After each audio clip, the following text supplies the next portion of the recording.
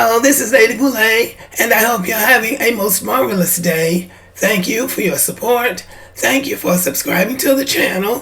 Thank you for your thumbs up, for your comments, and thank you for sharing the videos.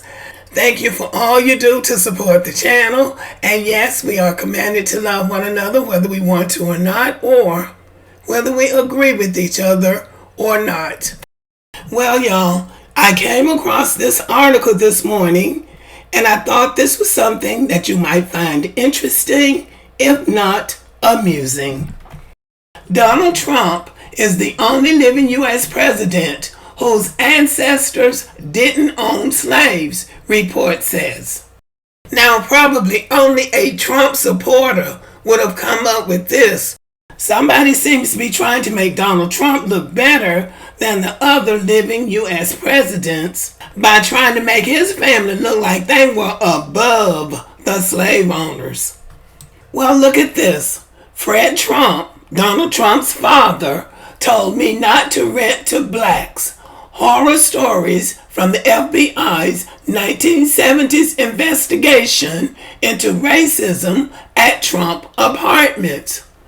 Well, in 1973, the Civil Rights Division of the U.S. Department of Justice filed a lawsuit against Trump Management Incorporated, as well as its president and chairman, Donald Trump, and his father, Fred, based on testimony from tenants and employees and the work of federal investigators. The suit alleged that the Trumps had systematically discriminated against black and Puerto Rican tenants, directing them away from majority white buildings and toward properties where there were more minorities. Well, that sounds like discrimination to me. And to make a long story short, they eventually settled out of court without admitting wrongdoing. But the Justice Department had 400 pages of documentation of people who had been turned away from Trump's properties. And this was done because they were black. Even the managers of those properties say they were told not to rent to black people. Okay? So they didn't own slaves, but they discriminated against black people. Let's keep going. Central Park 5 and Donald Trump. In 1989, in Central Park in New York City, a young white woman was jogging. The newspaper reported that it was about 9 o'clock at night. She was viciously attacked and violated. The New York Police Department rounded up 5 black and Hispanic kids that were in that park. They coerced a confession out of those young kids, teenagers, without any kind of legal representation. Donald Trump took out a full-page ad, paid $85,000 to say that the death penalty needed to be reinstated in New York.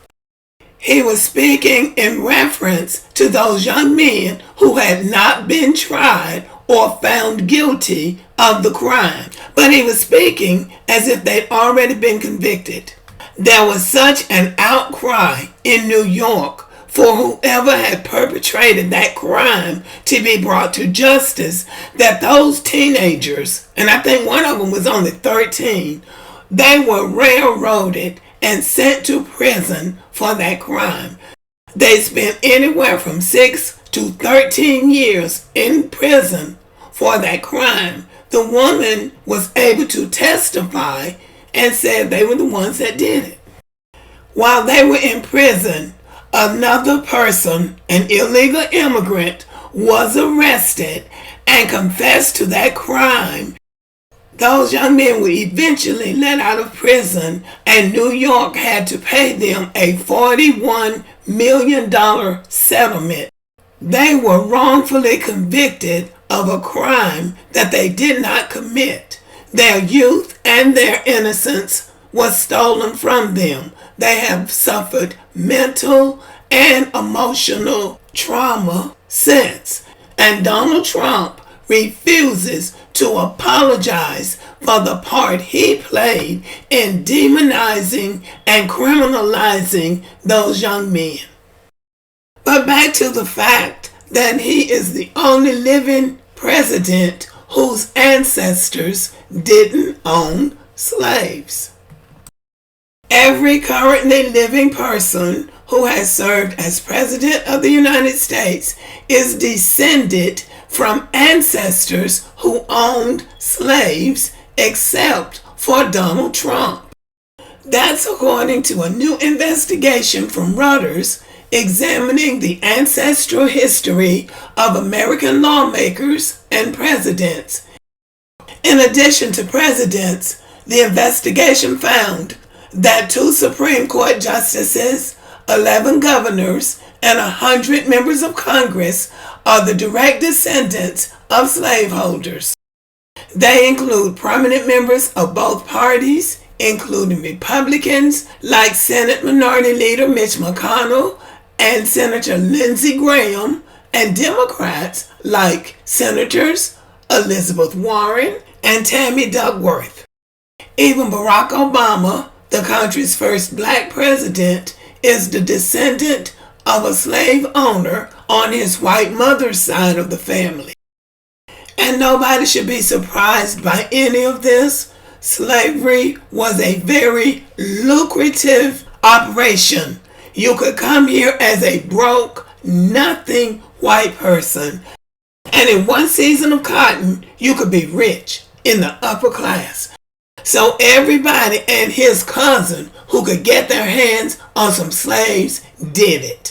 And the ones who did it ended up being the aristocrats of the United States, also the ruling body, the government of the United States of America. Almost all of them owned enslaved people. So let's call the roll. According to Reuters, the slaveholding ancestors of living U.S. presidents include Joe Biden, number 1 direct ancestor, 5 generations removed, owned 1 slave. So he was broke. He could afford but 1. Barack Obama, 1 direct ancestor, 6 generations removed, owned 2 slaves. Not much better than Biden. Next, George Bush, 1 direct ancestor, 6 generations removed, owned 25 slaves. Okay, so now we're getting up in the money. Bill Clinton, 1 direct ancestor, 5 generations removed, owned 1 slave. Jimmy Carter, 1 direct ancestor, 4 generations removed, owned 54 slaves. South Georgia, cotton picking heaven, 54 slaves. These were rich people. That wealth was built on the backs of those enslaved people.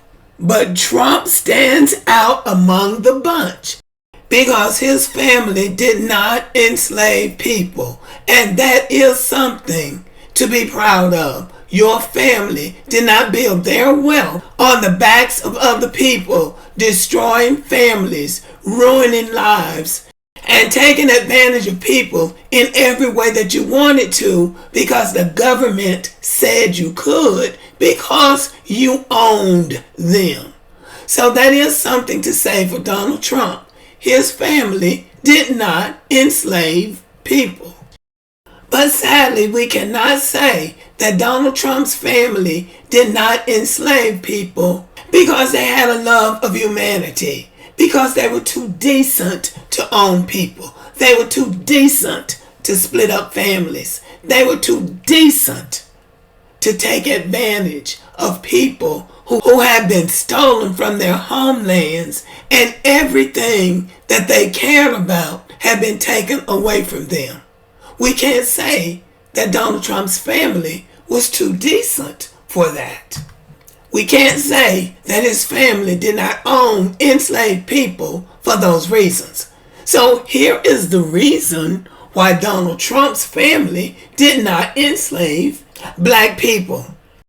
While other presidents have deep ancestral roots in America, Trump's ancestors did not immigrate to the United States until after slavery was abolished in 1865.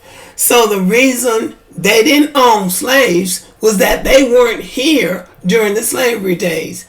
Donald Trump's family came to the United States in the 1880s and they settled in New York City. And slavery had ended in New York in 1827, long before it ended in the country. And I am sure that nobody thought that that family didn't own slaves out of the conviction that slavery was wrong, because they exercised every other kind of prejudice and discrimination against black people once they got here that everybody else exercised. So we can't really give him an applause for that. The only reason they didn't own slaves is that they weren't here when slavery was going on. So they are immigrants to the United States. The person who wants to make America great again is really an immigrant himself. Okay, y'all, thank you for listening. Let me know what you think about the video.